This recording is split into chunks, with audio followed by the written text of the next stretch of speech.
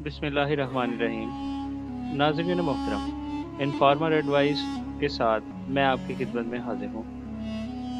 آج کی میری اس ویڈیو کے اندر ہم بیان کریں گے بخت نصر بابل کا ظالم بادشاہ اور اس سے جڑا ایک بہت اہم واقعہ۔ تو چلیے اپنی ویڈیو کو شروع کرتے ہیں۔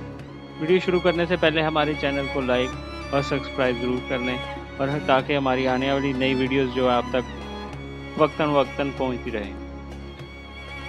بخت نصر 605 قبل مسیح سے 562 قبل از مسیح تک اپنے زمانے کا شفاق ترین اور ظالم بادشاہ تھا۔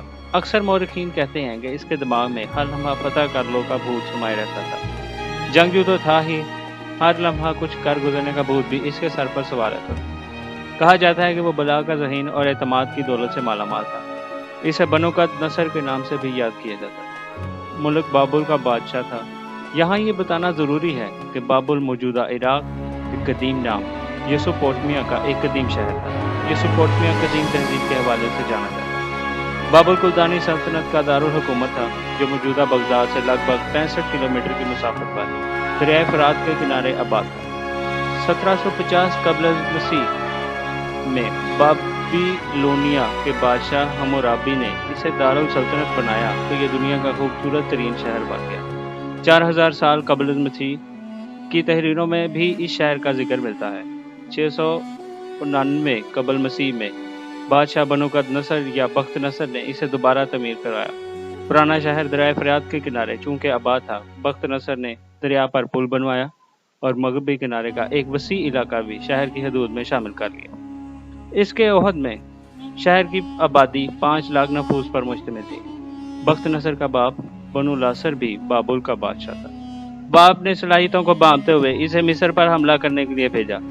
اس نے زمانہ شہزادگی میں ہی مصر فتح کر ڈالا۔ اپنے باپ بنو لاثر کی وفات کے بعد یہ تخت نشین ہوا۔ اس کے عہد سلطنت میں زیادہ تر دولت بابل کی قلعہ بندی اور تعمیرات پر خرچ ہوتی رہی۔ اس کا محل عجوبہ تھا۔ اس کی تعمیر کردہ معلق باغات دنیا کے 7 قدیم عجائبات میں دوسرے نمبر پر شمار ہوتے ہیں۔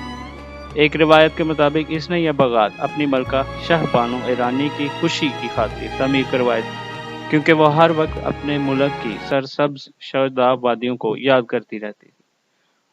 80 فٹ بلند یہ باغات معلق نہ تھے، بلکہ ایسی جگہ لگائے گئے تھے جو درجہ بدرجہ بلند ہوتی ہوئی 350 فٹ تک پہنچ گئی تھی۔ ان باغات کے علاوہ بنو نصر کے زمانے میں بابل علم و ادب اور تہذیب و تمدن کا بڑا مرکز بھی مانا جاتا تھا۔ یہ 6 صدی قبل مسیح کی بات ہے۔ بنی اسرائیل کی سرکشی، نافرمانیاں اور مشرکانہ حرکات سے حد سے تجاوز کر چکی تھی۔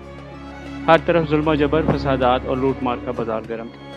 تو قوم عمالقہ کا یہ ظالم بادشاہ بابل سے ایک بہت بڑی فوج کے ساتھ آندھی اور طوفان کی مانند راستے میں آنے والی تمام حکومتوں کا ممال کرتا ہوا فلسطین پہنچ گیا۔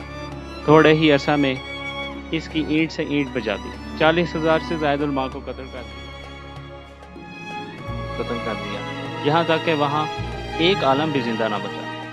بخت نصر بنی اسرائیل کے اسی 1000 افراد کو قیدی بنا کر بابل لے گیا۔ بخت نصر کی فوج میں بیت المقدس میں عظیم الشان محلات کو کھنڈر میں بدل دیا۔ ہیکل سلیمانی میں موجود وسیع و عریض نادار اور نایاب کتب سے مزین کتب خانہ جلا کر راکھ کر دیا، جن میں دوسرے مذہب کے اصلی نسخے بھی شامل ہیں۔ قدرت کسی قوم پر اپنا قہر و عذاب ایک دم سے نازل نہیں کرتا، بلکہ انہیں اپنے سدھرنے کے پورے مواقع فراہم کرتی ہے، پھر اسے جھنجھوڑتی ہے اور سبق سکھاتی ہے۔ تفسیر فاران میں ہے کہ جب یہودیوں نے فساد، شرمگیری اور اللہ کے احکامات سے روگردانی کی تو اللہ عز و جل نے کسی ایسے شخص کو ان پر مسلط کر دیا جس نے ان کو ہلاکت اور بربادی سے دوچار کر دیا۔ پہلے جب انہوں نے فتنہ فساد کیا اور توریت کے احکامات کو رد کیا تو بخت نصر کو ان کی طرف بھیجا، جس نے ان کو تہس نہس کر دیا۔